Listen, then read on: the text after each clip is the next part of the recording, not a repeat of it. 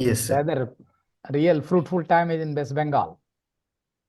Is it because of your father's posting, or Yes, sir. It is because of my father's posting. what is he now? So he's currently serving as Secretary of Government West Bengal. Which department? It's a corporation department. Cooperation. Is it a very difficult job for him? So I'd say it is not a very difficult job, sir. Ah, But there are different aspects to the job. yeah, So depending upon the departments as well as the functioning that is happening, yeah.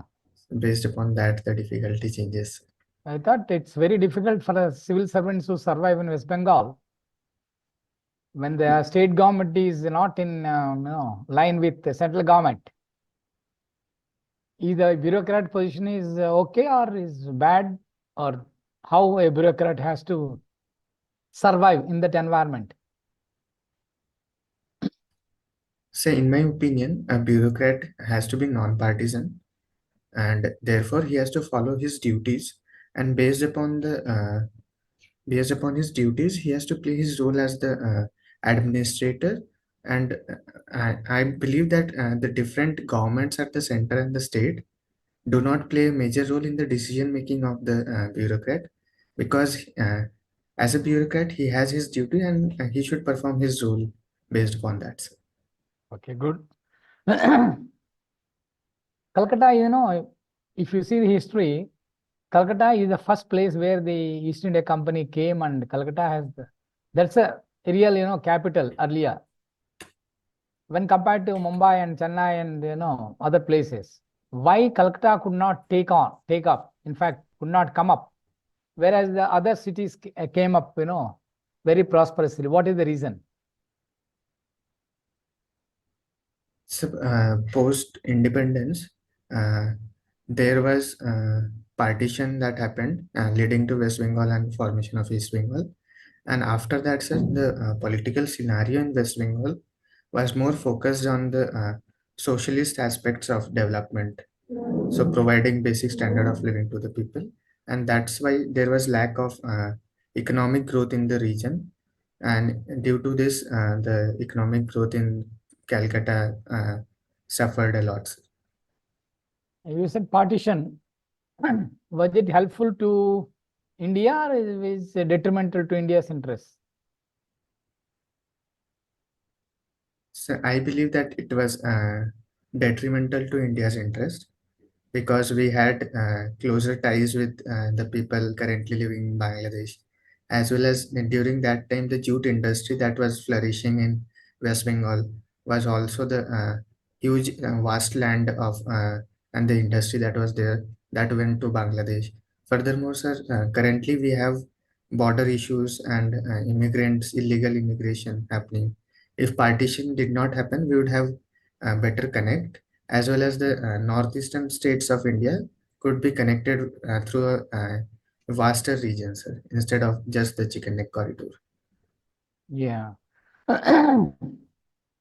You said that partition is not good for India, and now they say the state government deliberately encouraging the immigrants to come in. Why? Why they are encouraging? So there are reports that mention that the state government is deliberately encouraging the immigrants to come in as a vote bank politics. However, sir, I'm not exactly sure about the underlying reasons. Good. Because you're an anthropology student. You took anthropology as Yes, your sir. migration, the push and pull factors, how they are working in that border, Indo-Bangladesh border. So, the pull factors are the better standard of living that is present in West Bengal compared to Bangladesh. Secondly, sir, employment opportunities are also growing in the region. And regarding the push factors, sir, there is the issue of Rohingya crisis also happening in Myanmar, that is leading to one of the reasons of illegal migration.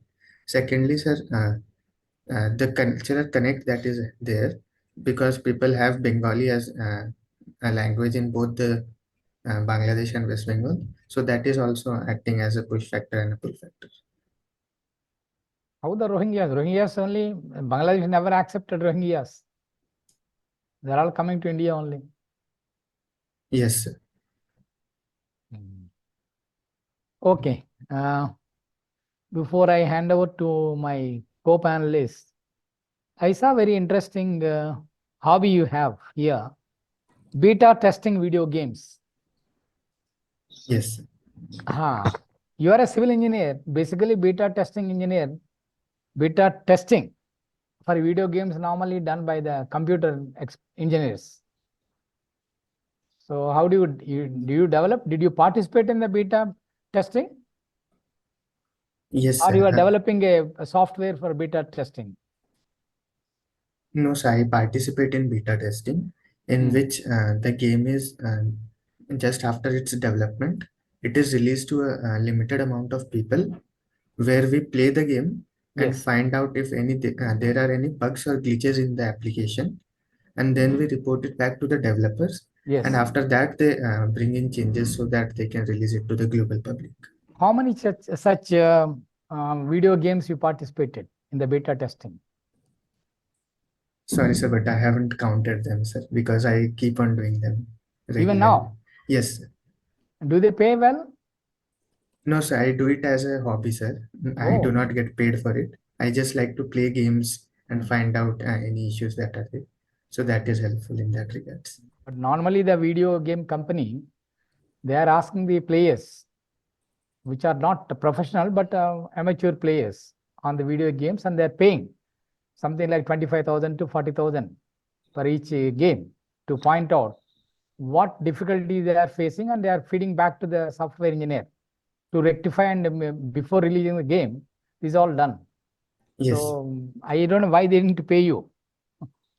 Okay, okay, it's a good. Over to Mr. Vivek. Yeah, yeah, Mr. Amit. I find that. Hello, Amit, are you there? yes, sir. Okay, good. Amit, I find you did civil engineering and you opted for anthropology. You are not comfortable with civil engineering for this exam? Sir, I spent 4 years with civil engineering and I enjoyed it as well. However, sir, I wanted to try a different subject. And during my graduation, I met with one of my seniors who had qualified the exam, and he mentioned about anthropology as an optional, which I found to be interesting as well. So that's why I took up anthropology. Which aspect of anthropology interested you to begin So all the aspects were interesting, but I particularly found physical anthropology and tribal anthropology to be more interesting. with? Typically, what problems tribals are facing in India? So firstly, the issue of forest rights and land rights that is there, it is one of the biggest issue. Secondly, there is issue of malnutrition and health facilities not being provided. Okay. Thirdly, employment and human development is still an issue for the tribals. Fourthly, there is an issue of the money lenders that is leading to bonded labor as well. So these are certain issues that are there. Sir. Okay. Now, we are also talking about see caste census in India. I'm sure as part of your study of anthropology, you also study caste issues, right? Now, is caste census something which should be necessarily be done, or does it have any, say negative, say consequences or implications? So the caste census that has been talked about, it has various benefits. Like it will lead to better subcategorization of the people into different castes, and we'll also be able to know that which caste has garnered the benefits of reservation, and based upon that, the further policy making could happen, sir. However, sir, there are certain issues regarding the caste census.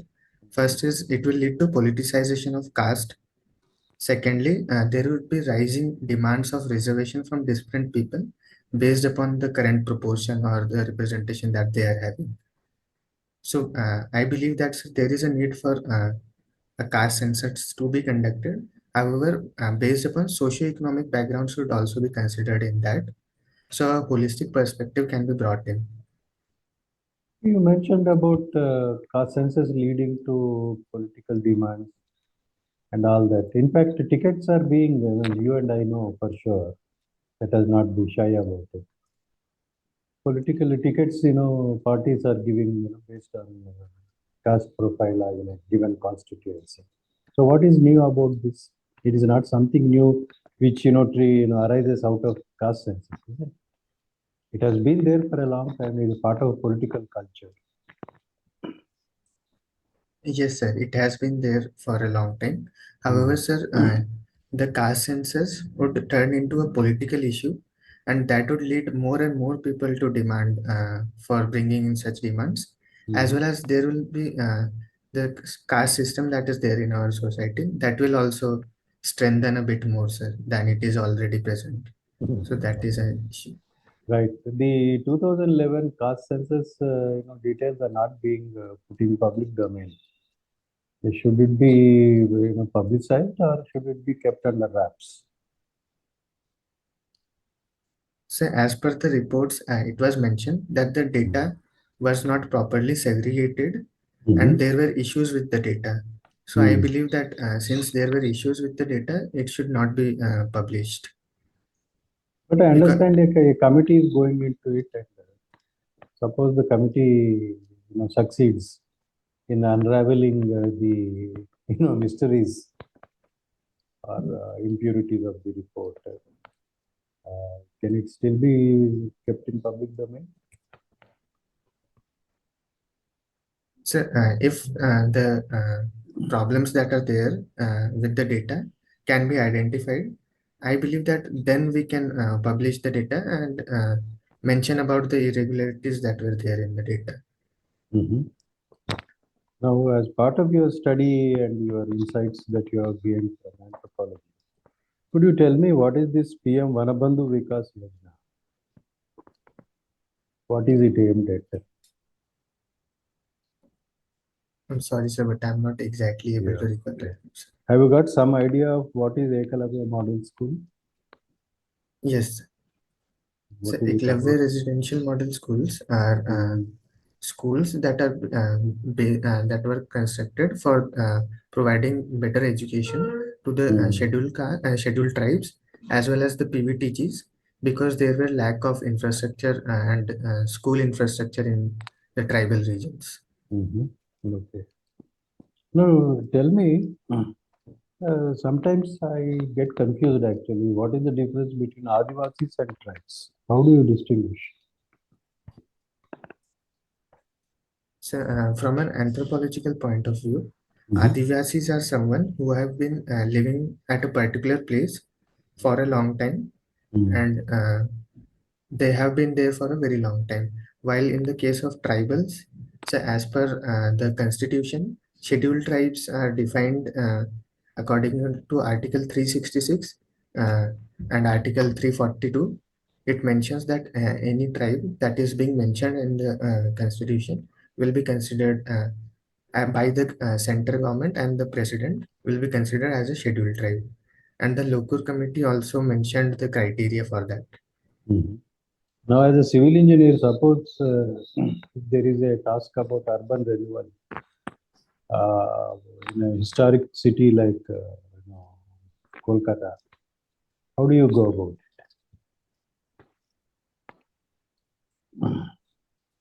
So, firstly, we'll have to find out the issues that the city is currently facing, like the issues of sewage treatment, waterlogging issues, traffic congestion, and after that, sir, based upon that, a holistic plan would be mapped out to bring in the urbanization reforms that are there. And furthermore, sir, we'll also take care of the historical aspects of the city, like the tourist destinations and the historical places that are there, refurbishing of them, as well it? as well as providing support to certain buildings that are there will be done. And based upon that, sir, we can furthermore do the planning depending upon the requirements of the city. No, in terms of architecture or in terms of facades, what style you would adopt? I'm sorry, sir, but I'm not exactly. Okay, right, that's it. Okay, over to my co. Yeah, good afternoon, Amit. Good afternoon, sir. A quick observation here, Amit, MEENA. Yes. I generally seem to see a lot of MEENAs in bureaucracy, IAS, IPS, and civil services. Can you explain to somebody who's completely new to this, what is this, uh, lure to become bureaucrats? What is the motivation or what drives or why so many MEENAs? What is the cause, reason? So firstly, the MEENA community have had a role model since in the regions of Sawai Madhopur and Bharatpur. There have been the first generation of bureaucrats and people going into IITs that has inspired the next generations, and that has led to more and more people joining the bureaucracy. Secondly, sir, we have the scheduled tribe reservation as well. So that is another reason for more and more people coming into the bureaucracy. Thirdly, sir, I believe that since the MEENA community, from an anthropological point of view, in the tribe caste continuum is more closer to the caste in the current situation because of the development aspects that they have taken up, and they have shifted from forest-based living to agriculture and other modes of income, sir. So that has led to their development, and these are certain reasons that there is wider representation of MENAs. So is there some sort of a community backing or some other advantage, like in some regions at one point of time there's huge dowry for people who become IAS or IPS, like in our own in Andhra Pradesh. No, sir, I do not think that dowry is the aspect. So it is more of the inspiration and the social upliftment a person gets, because we get to see that a particular family is being uplifted when they get into a prestigious institution or get into a prestigious service. So based upon that, sir, people get inspired. That is the main Okay. reason. Why not business, or becoming, like rich, communities from Rajasthan, and also, growing fast in economy of your family and all that. Business doesn't drive any. So, in my understanding, sir, business has never been explored to a large extent by the MENA communities. So that is one reason. And secondly, sir, the economic condition is not very good for people to explore the business aspect because it requires huge investment that is Okay, there. yeah. Okay. Now you are from IIT Delhi. Um, one of your alumnus, Binny Bansal, you must have heard about him. What is his story, and what is the inspiration that, he would provide to IITians, and also for startups and entrepreneurship. Is there anything very exciting that IIT Delhi offers? Yes. So Binny Bansal was the co-founder of Flipkart with Sachin Bansal. After they worked together in Amazon, they uh, got together to find to build the Indian e-commerce website Flipkart, and which has been currently brought by Walmart as well. And sir, regarding the startup ecosystem, IIT Delhi has the startup hub that is there, and it provides for the alumni as well to fund the upcoming startups. And the incubator system is also there, so that any alumni and venture capitalist wants to fund a particular startup, they will the IITs will help in finding that as well. And sir, there is a ecosystem that has grown that leads to promoting more and more entrepreneurship, because we have courses of entrepreneurship coming up in IITs where the professors are talking about what kind of startup and Okay. how one can do based on that. But none of that appealed to you during your study in IIT Delhi? So before going to IIT Delhi, sir, I had the goal of becoming a civil servant because my father was an inspiration for me. So Oh, that's why I did not. okay. Now, again, since you're from Rajasthan, there's a place called Kota. Yes. Now, I think, interesting videos have been made about the Kota factory. Have you seen that? Yes, sir. Now, uh, the oh, can you hear me? Yes, sir. Okay. Now, this Kota factory gives a different um, connotations. Some very exciting that people are getting into engineering, doing well, and all that. The flip side is that it's too much of a rigor, and uh, it's putting too much of pressure on youngsters to achieve certain goals which they may not be interested. Now, what do you think are the lessons from this kind of a approach to studies, to exams, and all this? Is it healthy? Is it yielding good results? So I personally do not think that this is a healthy approach, because it is leading to huge competition. There is huge competition due to lack of seats. And secondly, sir, the students going to quota are overburdened by the expectations of the parents as well as the pressure coming from the coaching industry, sir. So that is overburdened, and this is leading students to anxiety, depression, and taking harsh steps like suicide as well. Mhm.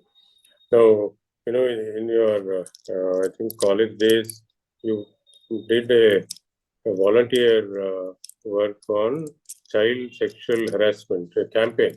Yes. What are the learnings from that? Is this a major problem? And how can we tackle this? So the first learning, that is, it's still considered a taboo in our society, and the parents as well as the teachers do not talk about it to the childrens. Secondly, sir, it was found out that children are not made aware about the exact words or the exact names of the private body parts as well. And thirdly, sir, we used to teach them regarding good touch and bad touch, which they were not aware about.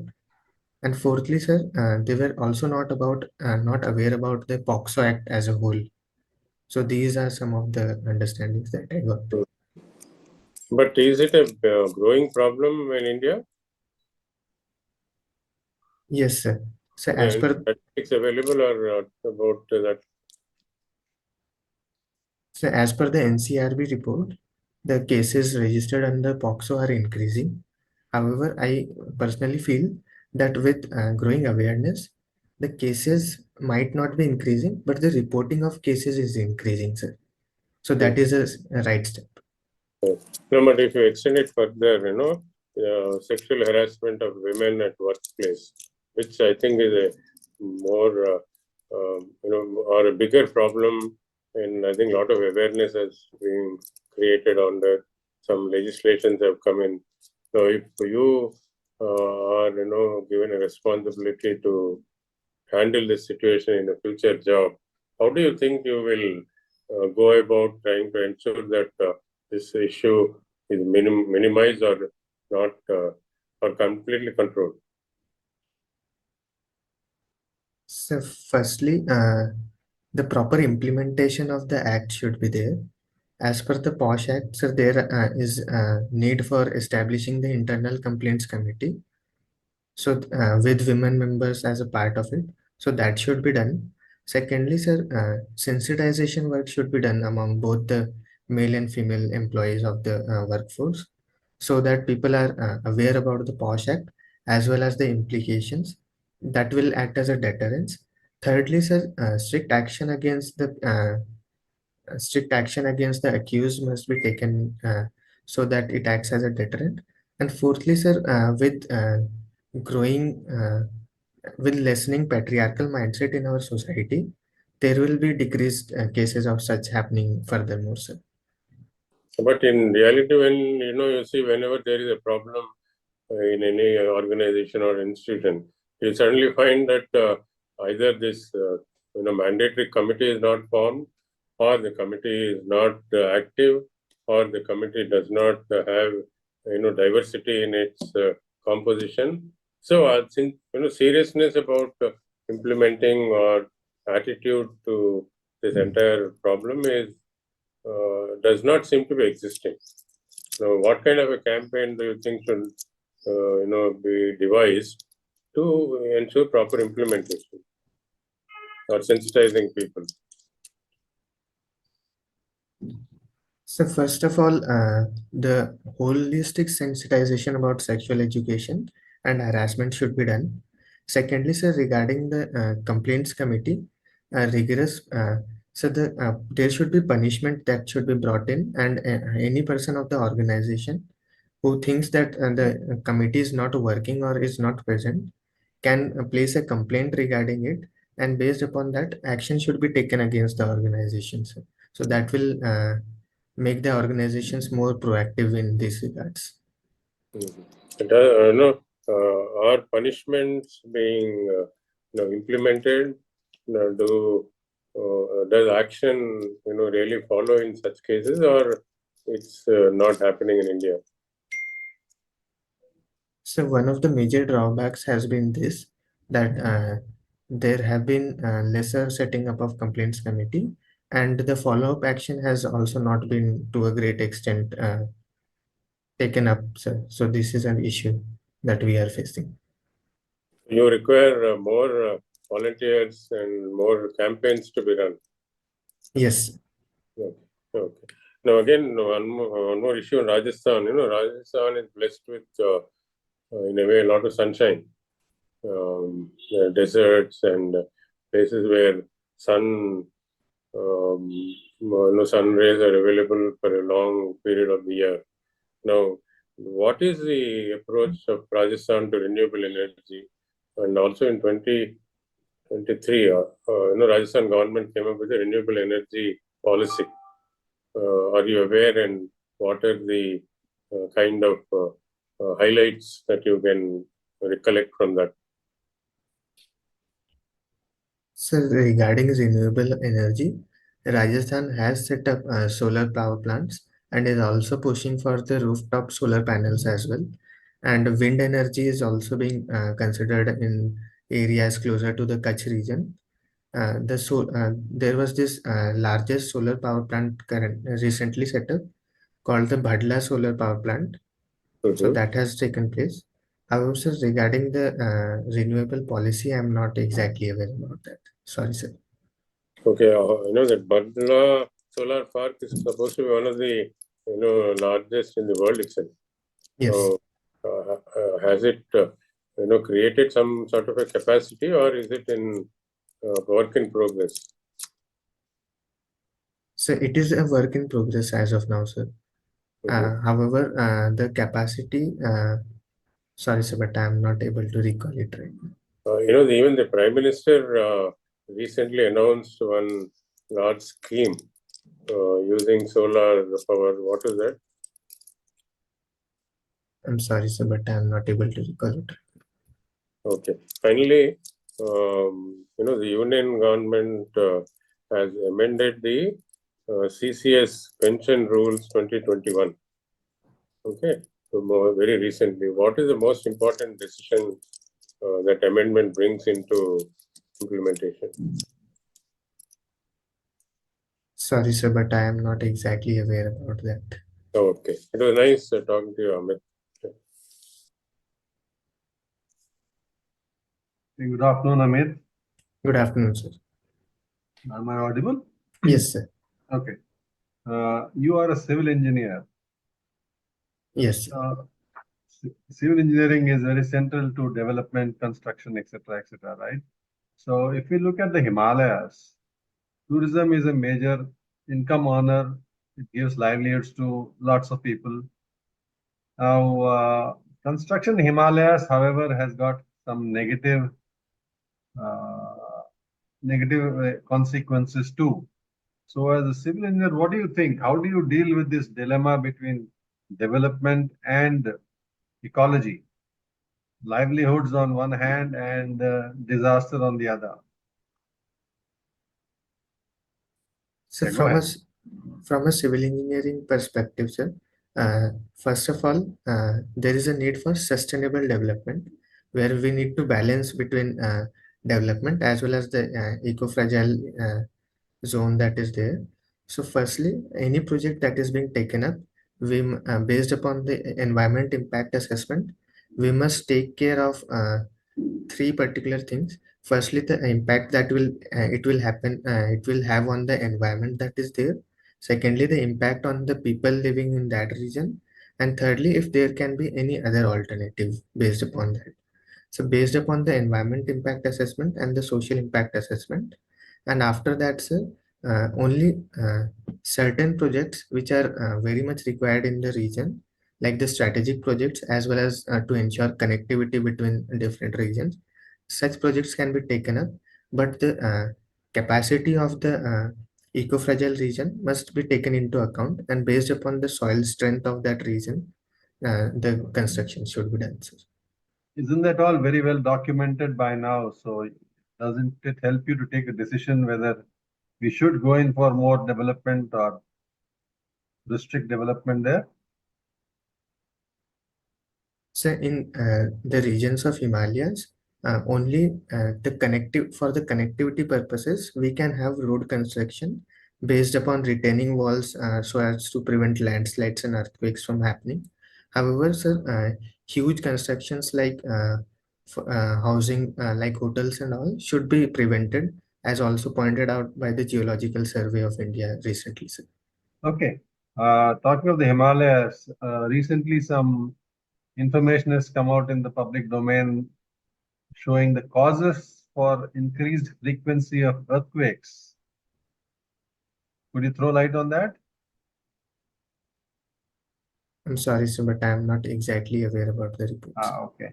You heard of the Eurasian tectonic plate and the Indian one, Yes. and have you heard of the problem that's being caused now because of that?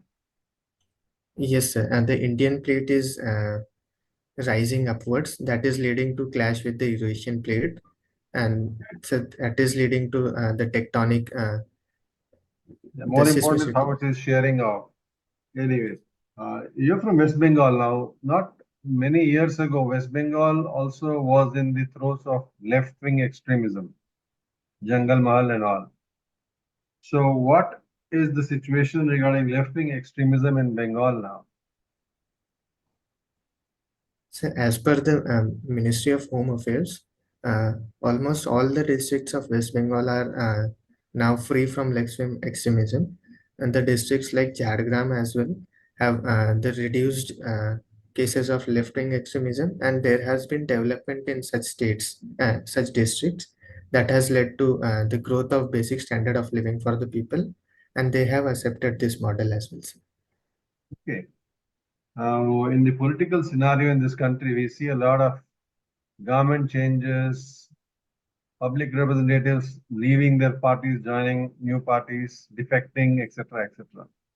There was a solution found for defections some years ago, and an act was passed, the anti-defection law.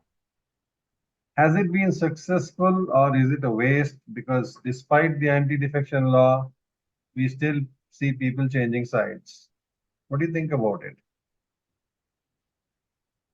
So the anti-defection law has brought in changes that has led to decreased defection.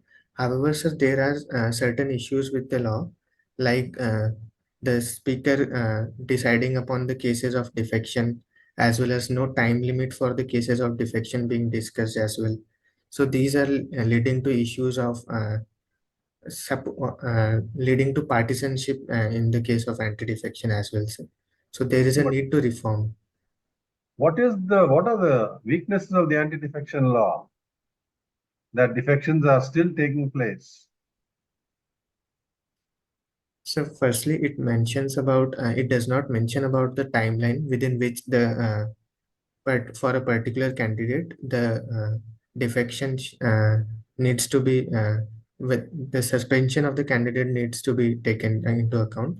Secondly, sir, as per the reports, there are reports that the speaker in certain cases is not taking up the cases regularly and frequently, to the extent that the Supreme Court had to intervene in such cases. So these are certain issues regarding the defection. Yeah, but does the anti-defection law itself not prohibit certain types of defections? Does it allow in certain cases the defections to go ahead? Yes. So it is also one of the major issues also regarding mass defection, because single defection it prohibits. However, when there is as per the anti-defection law, when two-third of the party wants to so I'm sorry, sir, but I'm forgetting the exact wording. So Okay. I'm a bit curious when you say walking is your interest and hobby. What do you mean by walking? I think all of us walk, but is that an interest or is it a necessity?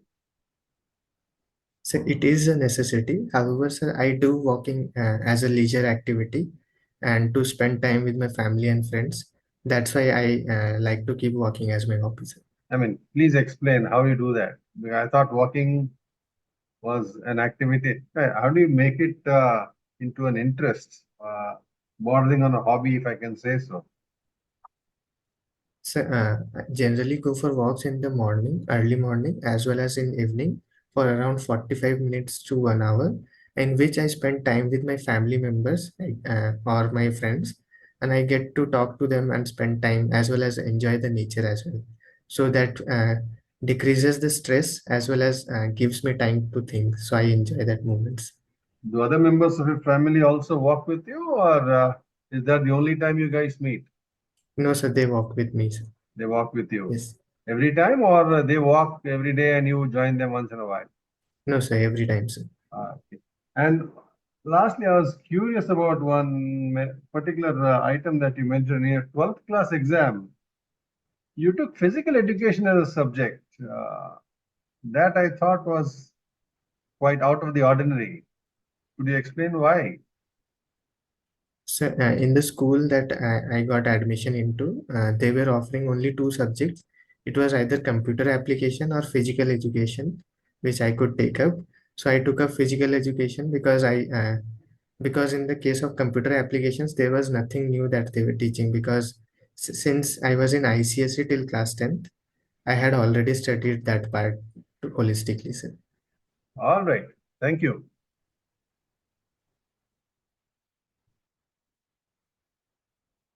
I think Krishnamurthy garu will take over. Krishnamurthy garu, Sir, welcome. sir, Meeru, you take sir, over sorry now. for the delay because of the internet problem and electric power problem. Yeah, Glad to meet you, sir. yeah. After a long time. Same is the case. Now I'm it's happy yours. that Vivek sir is also there. Som sir Yeah, also yeah. is there. All old friends, in fact. Bala sir is new to me. Yeah. Sir, I'm Krishnamurthy, IRS, retired as Commissioner of Income Tax. Now, Krishnamurthy garu, you can start. Yeah. Mr. Amit, Yes, sir. you in the extra curricular activities you have mentioned as beta testing as video games. What does it Yes. mean? Just can you throw some light? So beta testing is the last stage of testing of an application right before it is released to the global public. In that case, after the development is complete, it is to a certain group of people, the game is given and they play the game, and based upon the user interface, they find out the bugs and glitches after playing the complete game, and they report it back to the developers so that they can make the last minute changes before the global release. Okay. So, raising of marriage age of girl child, will it be some help to the girl child? Yes, sir, it will be helpful, sir, because it will lead to more time for them to study, take up higher education and employment opportunities as well. Secondly, sir, the cases where the it is considered the girl child to be a burden, that will also reduce because that will bring in financial independence for the girl child. And sir, it is also from a health perspective, it is better for the girl child because they are suffering from malnutrition as well, sir. But despite these legislations of prohibiting girl child early child marriage in the rural areas of Rajasthan and elsewhere, still this early marriages are taking place. So how does this raising of girl child age will help? Yes, sir. There are still cases of child marriages that are happening. However, sir, with the raising up of the age of marriage to 21, it will further act as a deterrent because because there are implications for child marriages. And secondly, sir, people will become more aware about the issue since it is being talked right now. And with the help of the Asha and Anganwadi workers, we can spread awareness to the rural parts of the village, rural parts of Rajasthan and other states as well regarding the legislations. And slowly, sir, I think that this will bring in a change in the mindset of the people as well. Okay, so you are hopeful. Yes, sir. Yeah, India is at $3.75 trillion GDP. China is at $18 trillion. Can we think of growth of India without China? And we depend on China for several things. Sir, currently, sir, I do not believe that we can think of the growth of India without China because we have a huge trade deficit of around $100 billion. However, sir, in the coming times, with focus on self-reliant India and made in India for make in India products that are coming up, and the huge investment and capital expenditure that is taking place in our country, as well as the reports by the finance ministry that India will be growing at 7% in the coming year. I believe that in the coming times, with the growth of the manufacturing sector, we can we can sustain without the help of China as well, sir. Most of the API, that active pharmaceutical item is around 70 to 80% we depend on China, which is the main ingredient of all medicines. Similarly, electronic industry, our exports are mostly assembled and from the raw material imported from other countries, including China. So that being the thing, India has to rely on China to a certain extent, to some more days, Yes. to get our free, to have our own independent exports. What do you say? Yes, I believe that is the case because still till now we are not completely self-reliant because there are various sectors like the semiconductor industry and the pharmaceutical sector as well, like we mentioned, which we are having issues with. But I believe, sir, with coming times and focus on the IPR regime as well, we'll be able to go through that, sir. Okay. Suppose you are selected into IAS and appointed as municipal commissioner. So in the age of inclusive growth, can we think of manual scavenging? what is your, how are you going to solve this issue? No, sir. I believe that manual scavenging goes against the right to live with dignity of a person. And regarding the issues of manual scavenging, first of all the with the help of my team, I'd look into all the cases of manual scavenging that are there, and provide them better employment opportunities and skilling of the people, and so that financially they are secure. And secondly, sir, regarding the cases of manual scavenging, there are technologies brought in, like the robots have been built that can go into the sewers and clean them, so that will also help in solving the issues of manual scavenging. But that is not been rampantly used in India right now.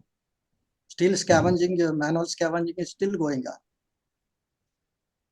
Yes, sir. But sir, slowly and gradually, sir, we'll have to do away with it. And I believe that such technologies can be built indigenously as well, and that will be cheaper as well, sir, for the Indian products. So that we can take up those technologies, and that will solve the issue of manual scavenging. The Narayan Murthy recently has suggested for 70 working days per week to increase the output of India's industry. Will it solve the purpose of GDP in India? Sorry, sir, but I do not believe that 70 hours working hours per week will solve the issue of GDP, because sir, it was mentioned in a particular context where people, if willing to do, can do up to 70 hours per week.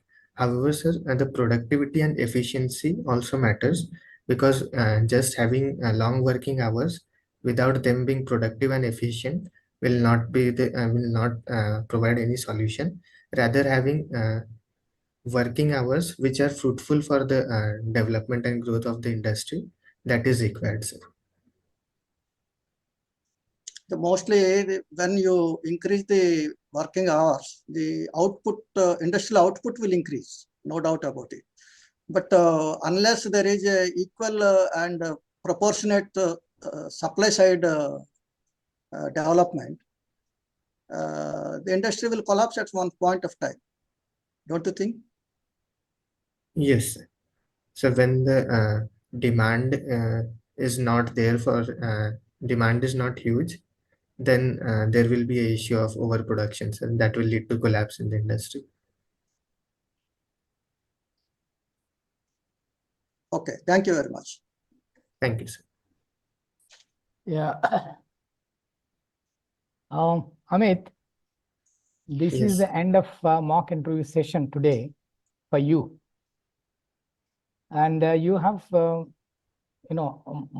most of the panelists now.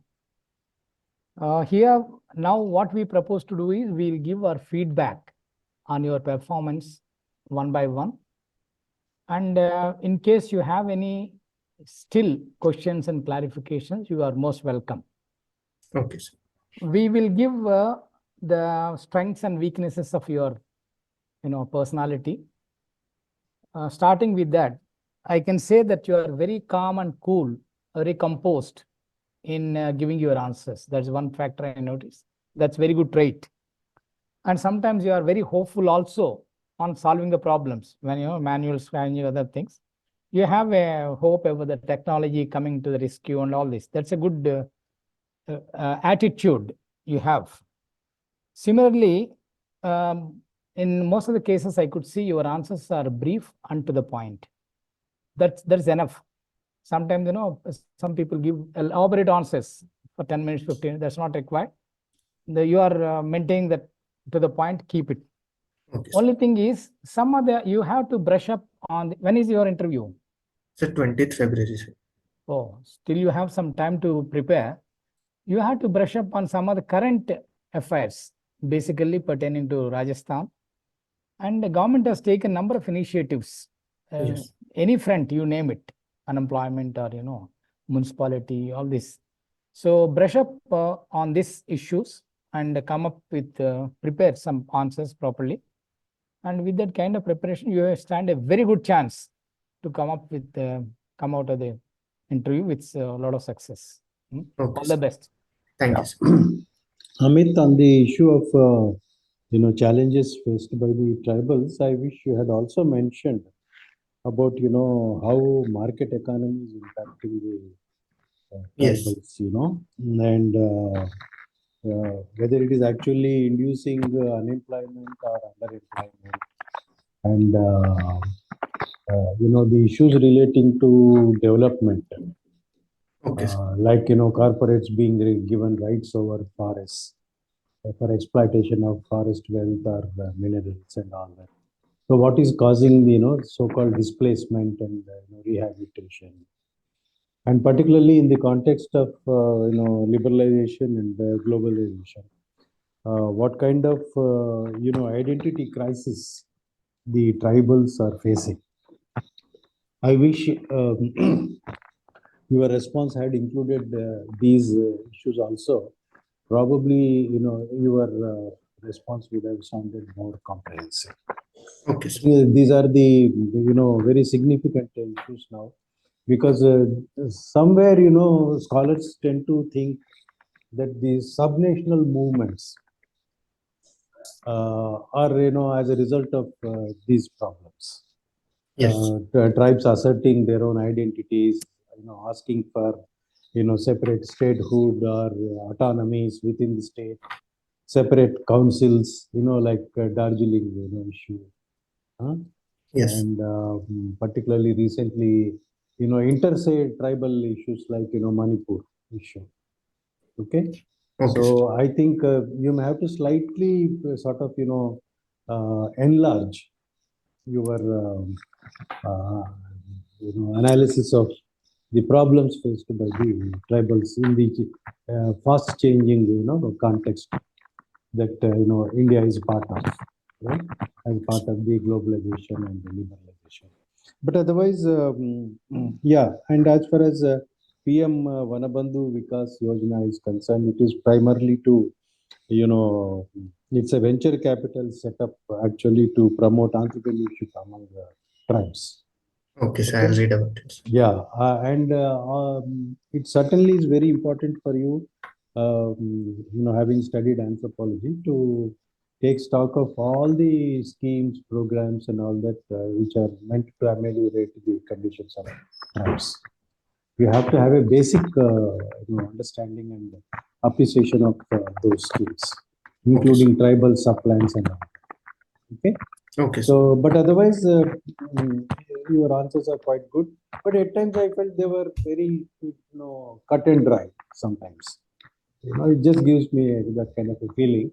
Maybe if you can a bit of sort of infuse some kind of energy and enthusiasm, make it more a bit lively, more conversation mode. Probably it will also go well. Okay, sir. So, not merely, sometimes it felt like almost I was hearing to a robo without any emotion or anything. Okay. Okay, So, that's what. So, take it, don't take it amiss, but I think these are some of the things that if you can integrate into your responses, you will come up, very well. And you will certainly make a good impression on the board. Apart from the inputs that I have given, probably other members also will have something to say about you. So, all the very best. Thank you, sir.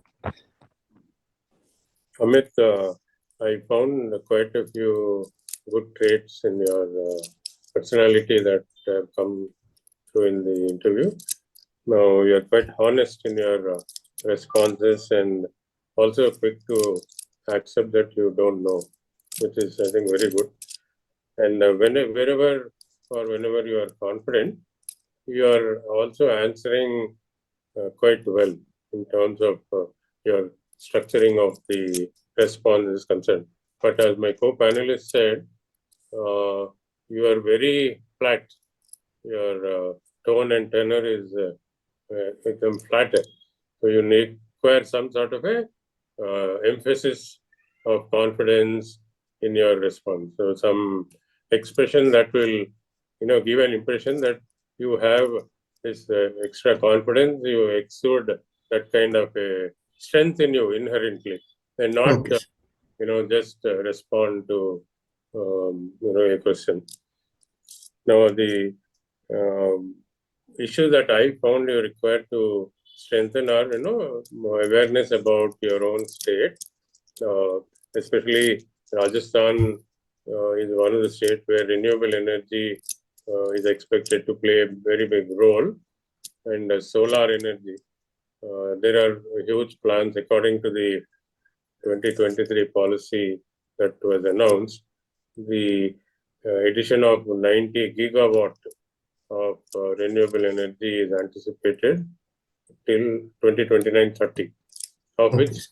65 gigawatt would be solar power. So then you have wind and other forms of energy also in the mix. And then, as you rightly pointed out, the world's largest solar park is already coming up. So you Yes. can see, a good policy with incentives attracting a lot of investment from international companies to Indian companies itself, which have become huge investors in this field. So you can read about the Rajasthan Renewable Energy Corporation. What are they doing, and what is the incentive for setting up plants in this renewable energy. The other thing, the CCS rules amended, for pension, you should know, because this is very important. It allows women employees for the first time to nominate who should get that pension in case of a, demise of that person. Earlier, it used to automatically go to the spouse. Yes. Okay, so now women who are facing harassment, women who are facing dowry, women have marital issues, or any of these now have the advantage of nominating their own child, as inheritor of the pension. So I think this is quite a major amendment that has been introduced. Otherwise, I think overall you come through as a good candidate for a bureaucrat's post, and I wish you follow your father's footsteps and do better than him as a civil servant. All the best. Thank you, sir. You are a mature guy. Your answers are very mature, confident, and balanced also. I like the answer that you made about the government is supporting migration and all. So you have to, when it comes, you have to take a stand, as you did take there. Again, as some of my panelists, co-panelists have said, current affairs, especially those which are of salience right now, that should be a point of focus for you. Okay, You sir. should be up to date.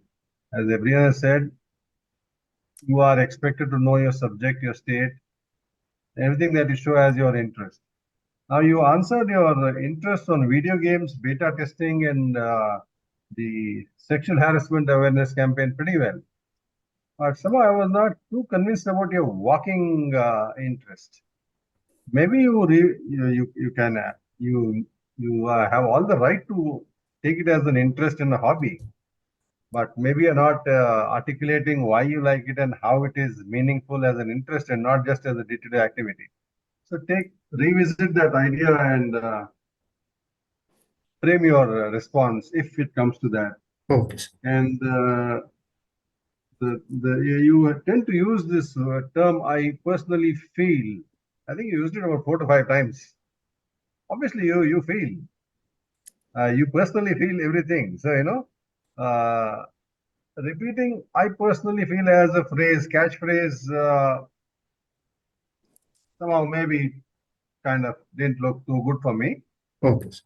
can maybe use it once or twice, but every time you wanted to express your opinion, you used this phrase. I personally feel. So that, and lastly, do you plan to go to the interview with that shade of a beard? No, sir, I'll shave it, sir. You'll shave it. Okay, Yes. good. Because I'm a conservative old-time guy, and they may be more like me in the panel. So best of luck for your interview, and take care. Okay, sir. Thank you, sir. Mr. Amit, Yes. I think 2 times you went to UPSC interview, no? So this will be my second time, sir. This is second time. Okay. Yes. So you are catching the question properly, no doubt about it. But while answering it, I find that you are too crispy. And we expect that you should throw more light on certain issues than what we know, because that shows your depth in the knowledge of subject. Okay. Okay. So try to give some statistics also, if possible. Okay, sir. That shows that you are really interested or you are aware of the issues very well. That once you see the too lengthy answer is also not, because the more you lengthen it, the more chances are there to commit mistakes. Okay, it should be crispy, but too crispy is also not advisable. And throwing some, giving some statistics to substantiate your stand also will help you to get a good score. Okay. Okay, sir. So otherwise everything is fine. Wish you good luck. Thank you, sir. Amit, now you heard the feedback from all the panel members. If you have any particular question or any clarification you want to seek, you are welcome. No, sir, that's all, sir. That's all. Yes. Then once again, all the best and the best of luck for your interview. Thank you, sir.